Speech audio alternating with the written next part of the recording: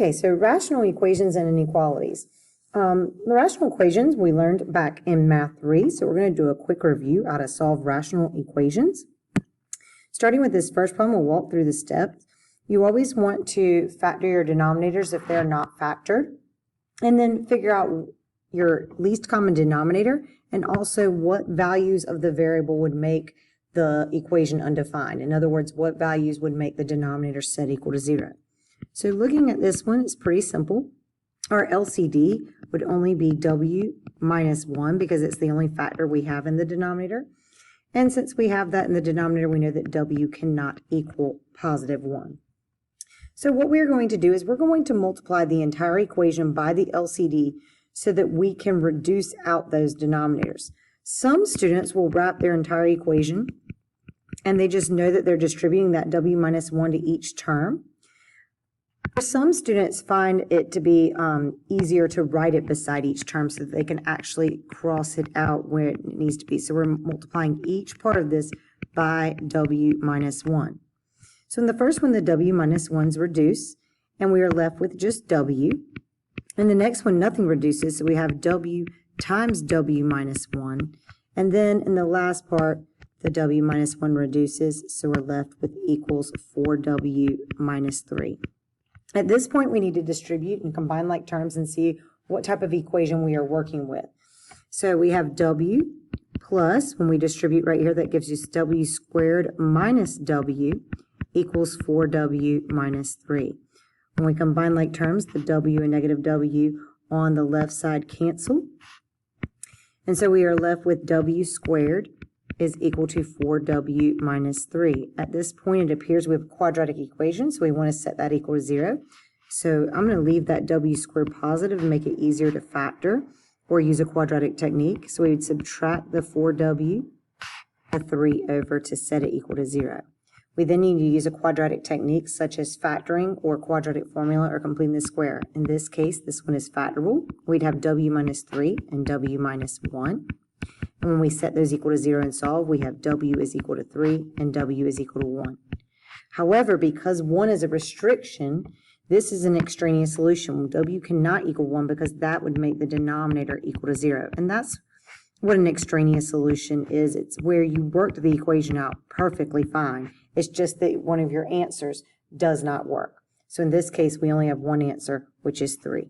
So in this case, our only answer is 3. All right, looking at the next problem, the first thing we want to do is go through and factor out our denominators. So our first one's good to go. We've got y plus 2. The next one says 2 minus y, so I'm going to hold off on that for a second. But when we get to that third denominator, y squared minus 4, we recognize that's a difference of squares, so that's really y plus 2, y minus 2. Well, here's the thing. If I look at it the way it is right now, we actually have 3 factors that would have to be in our LCD. We'd have to have y plus 2, y minus 2, and 2 minus y. However, if you were to factor a negative 1 out of this 2 minus y, it would make it into y minus 2. So a quick way we can do that is we can reverse this and make this y minus 2 by factoring out that negative 1. And since we're actually subtracting this fraction, all we got to do to fix that is make that plus. So pretty much what it's like is you distributed the negative through that. You made that negative 2 plus y, which is the same thing as y minus 2. Or you can think about it as factoring the negative 1 out, and then a negative minus a negative is positive. So I'm going to rewrite this real quick. Okay, so from here, we want to state our restrictions. If we are to get negative 2 or positive 2 as an answer, those would be extraneous solutions. We want to make sure we always check those restrictions. Same thing as what our vertical asymptotes are. And now our LCD is going to be much simpler. We're going to have y plus 2 and y minus 2. So if we multiply every term by y plus 2, y minus 2, we'll be able to take out those denominators and work with just the numerator. Again, if you need to write it beside every term so that you can watch it cross out, that's fine, or just wrap the whole thing and distribute it through. Okay, so in our first fraction, that y plus 2 reduces, so we're left with 2 times y minus 2. For the next one, we have plus. That y minus 2 reduces, so we are left with y times y plus 2. And in the last one, everything reduces, the y plus 2 with the y plus 2, the y minus 2 with the y minus 2. So we are just left with that numerator of y squared plus 4. All right, so we have to distribute and combine like terms. So we have 2y minus 4 plus y squared plus 2y is equal to y squared plus 4. So when we combine like terms, that gives us y squared plus 4y minus 4 is equal to y squared plus 4. It seems to be quadratic. However, when I subtract y squared from each side, they cancel on both sides. So it's actually just a linear equation. So I'm going to add 4 to the opposite side. So that leaves us with 4y is equal to 8. And when we divide each side by 4, we get y is equal to 2. But then we need to make sure we check our restrictions, and we can see that one of our restrictions is 2. So since 2 cannot be an answer, in this case our actual solution is going to be no solution. Okay, so for the next two, I want y'all to try them, but something I want to give you a little hint about that students really mess up with is both of these have subtraction in them. And the last one did too, but we were able to take care of the subtraction by rewriting that factor and making it plus. But when that does not work out that way, the best advice I could ever give you is go ahead and make that subtraction into addition and put the negative with the numerator of the following term. Where in this last problem, what I did was I put the negative with the denominator of that following term to take care of that. The reason why I say that is a lot of times students won't distribute the negative through and they get the wrong answer. And I would do the same thing with the next problem. I would make that plus and then make that z negative and make that 6 negative. All right, pause the video, try number 3, and then start the video back. All right, so for this one, we know n cannot equal -3 or +3. Our LCD is n plus 3, n minus 3, so we multiply every term by the LCD. And the first one, the first term, both of those factors reduce, and the second one, the n plus 3 reduces, so we have left with -2n times n minus 3, and then the last one, the n minus 3 reduces, which leaves us with 3 times n plus 3. Again, if you need to write that by every term and cross it out, please do. So then we distribute. That's why I like to make sure I put that negative there, so I make sure I distribute that negative to both terms. That's probably the biggest mistake I see students make, is this part right here will end up being negative when it should be positive because they don't take my advice about making that 2n negative and distributing it to both terms there. And then we combine like terms on each side. We subtract the 3n over and the 3 over. We end up with a quadratic that's factorable, and one solution works and one is extraneous. All right. Okay, so this one requires quite a bit of little algebra in there. Our restrictions are 2 and -1, and our LCD is z minus 2 and z plus 1. If your handwriting is really messy and your z's get confused with 2's, just rewrite this problem with an x instead of a z. So when we work this out, again, I make sure I made that z and that 6 in that second term negative so that when I FOIL this out, all my signs work out. If not, you have to put parentheses around that and then distribute the negative through, and students tend to mess that up. Once we FOIL and distribute on each side, we combine like terms. We end up with -z squared plus 16 equals z squared minus 1z minus 2. Move everything to one side, and we get down to a trinomial. In this case, this trinomial is not factorable, so it's a little bit simpler to use quadratic formula. Pop into our quadratic formula, and we end up with 1 plus or minus the square root of 145 all over 4. And since 145 is 29 times 5, we cannot simplify it, and that's our answer, and it does not have an extraneous solution in this case. Okay, so for the new part, rational inequalities. All right, so step 1 is going to be just like a polynomial inequality. You have to get everything on one side, set equal to 0. Step 2, we have to simplify this rational expression. We have to make it one fraction. And so in order to do that, we're going to have to use fraction rules like getting common denominators and those type of things. So if we look at this first one, we can see that our LCD for this problem would be x minus 2x plus 1 because it's already set equal to 0. So what we have to do is multiply each fraction by what it's missing. All right, so then once you multiply by what each fraction is missing, we're going to do our algebra and clean this up. So right here in the numerator, we're going to have 4 times x, 4 times 1, so that's going to give us 4x plus 4. And then on the next one, we'll have 2x minus 4, so plus 2x minus 4. We want to make this all one fraction over our LCD. Sometimes I just write LCD so I don't have to keep writing it over and over again. When we combine our like terms, those 4's end up canceling out in the numerator, so we end up with just 6x over x minus 2, x plus 1.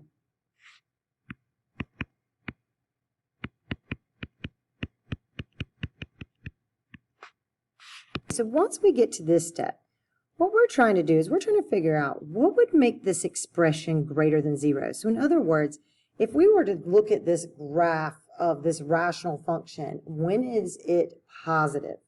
So to do that, we're going to set each one of these factors equal to 0 so that we can get the actual zeros of each factor.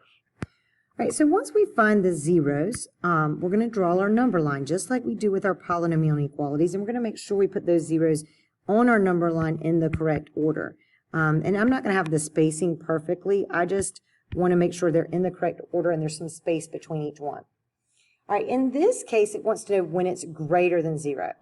But folks, if it had said greater than or equal to, you have to remember that the values in the denominators are not the zeros. They're actually where the vertical asymptotes are. So even if this was equal to, at those zeros, the ones that would represent the vertical asymptotes, and I'm going to put that right here. These would represent the vertical asymptote.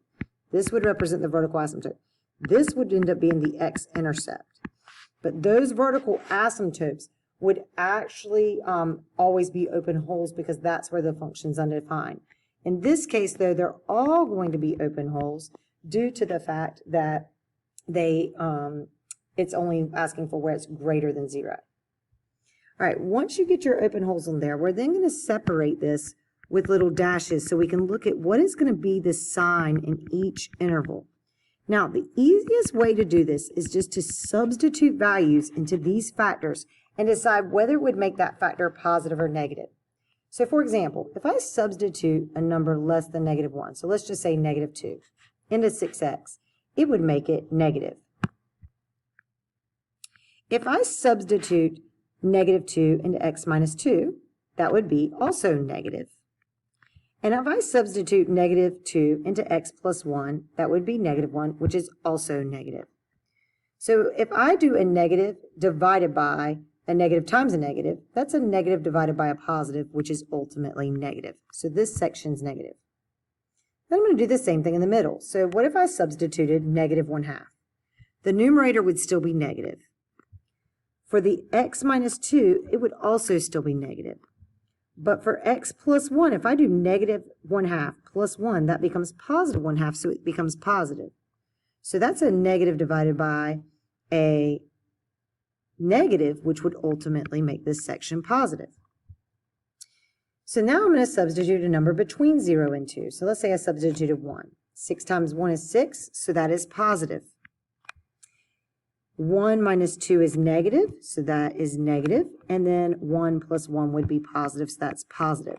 What I'm doing is I'm substituting a number from each section into the 6x, the x minus 2, and the x plus 1.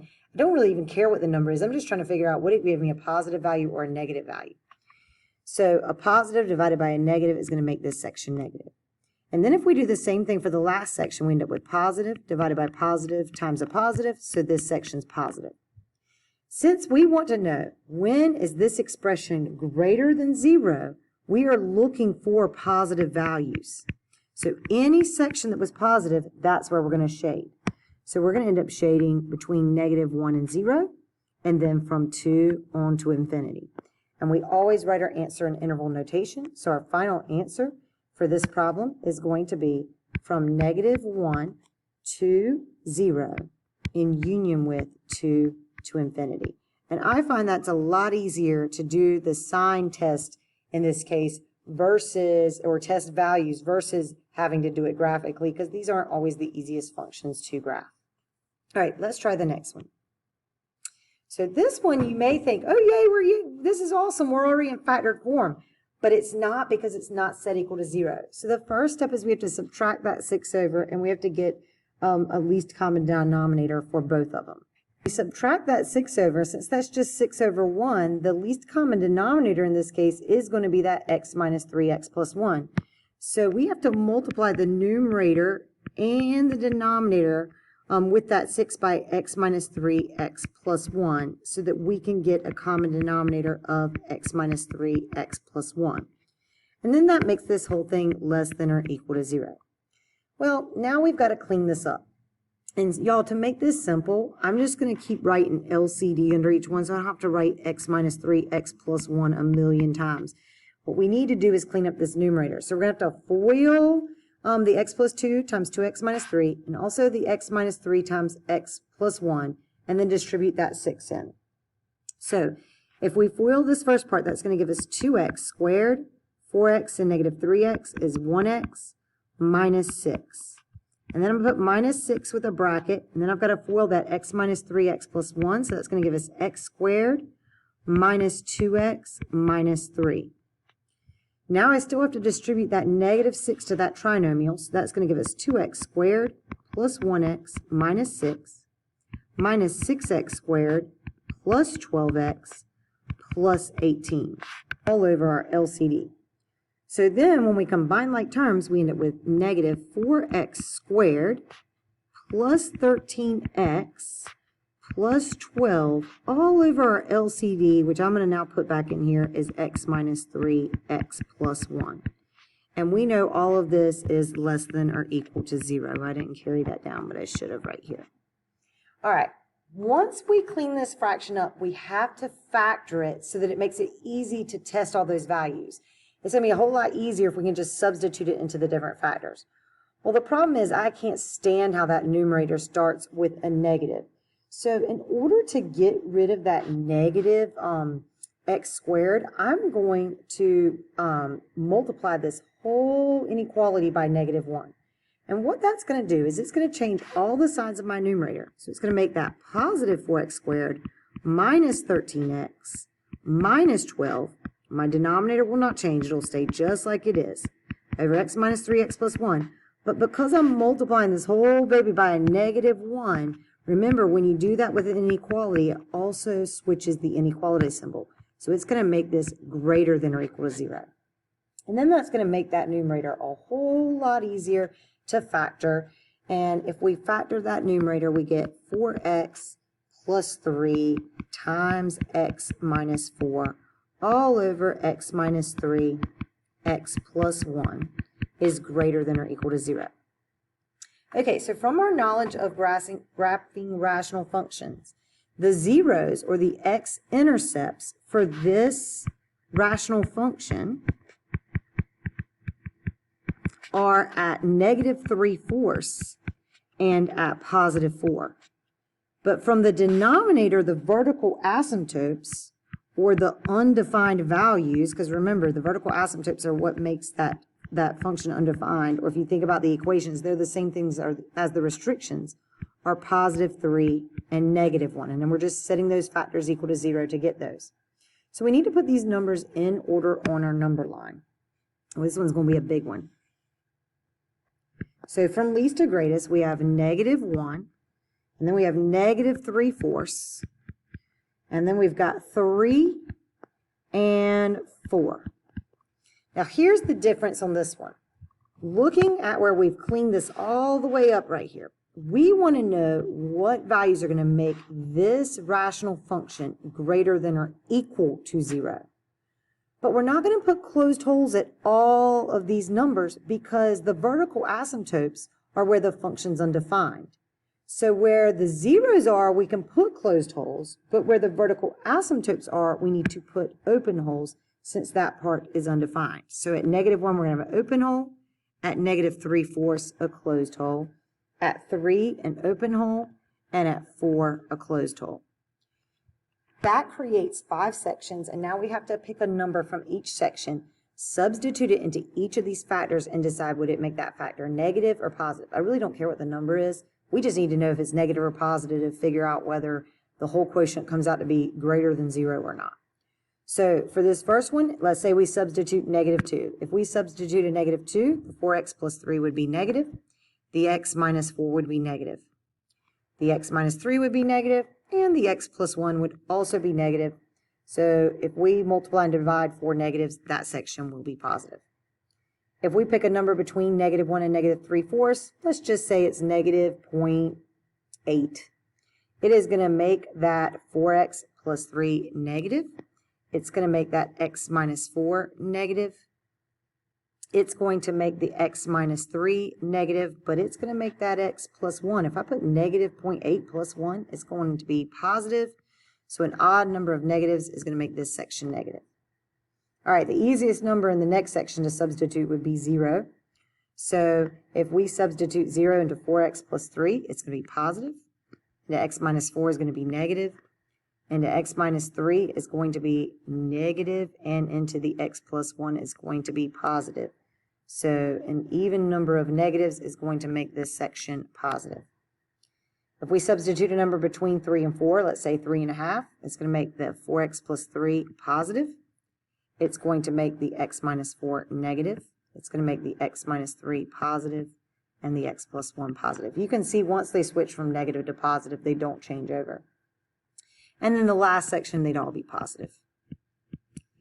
So this second to the last section, we have an odd number of negatives, so that section's negative, and then the very last section is all positive, so that section's positive.